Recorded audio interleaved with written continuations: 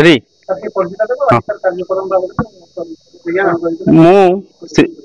मु श्री बुलु नाहक बनपाल बांबारी सेक्शन आज आमर 47तम वन महोत्सव आमर केंद्र सरकार एवं राज्य सरकार आह्वान करेंगे एक पेड़ माँ के नाम अनुसार आमर बांबारी सेक्शन सब प्रत्येक पंचायत रु आसवा मोर लोकप्रतिनिधि तथा मोर माँ मान को मु स्वागत करुच्ची एवं आज पंचायत रे आमे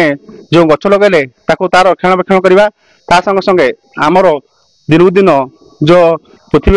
उताप वृद्धि होची परिवेश दूषित होची सेतबई मु आह्वान करी जे आमे समस्ते आसंतु मिलीमिशी वृक्षरोपण करवा एवं सरकार तरफ प्रत्येक पंचायत को आम विभाग तरफ 200 रु 500 गछ आप चाहिदा अनुसार आम जोगाइबा प्रतिश्रुति दौर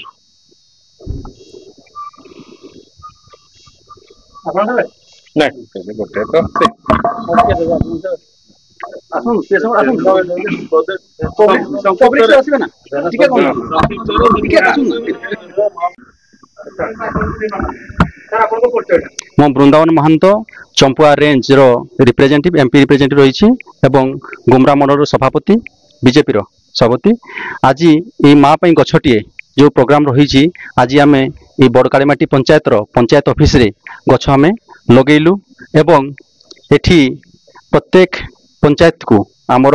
कालीमाटी बीट रो जी पंचायत रही प्रत्येक पंचायत रो प्रत्येक गाँ को कम से कम 50-100 गछ आम डिस्ट्रीब्यूशन करिकी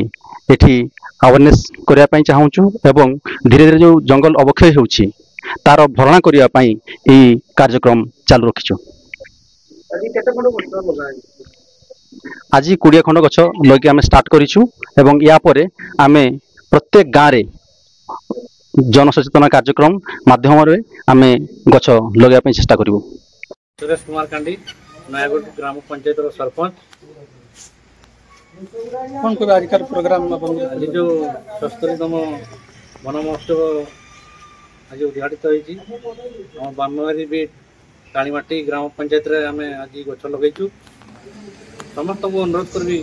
जे समस्ते गोटे गोटे गछ लगातु जेहेतु परिवेश दूषित होउची समस्ते गोटे गोटे गछ लगे परिवेश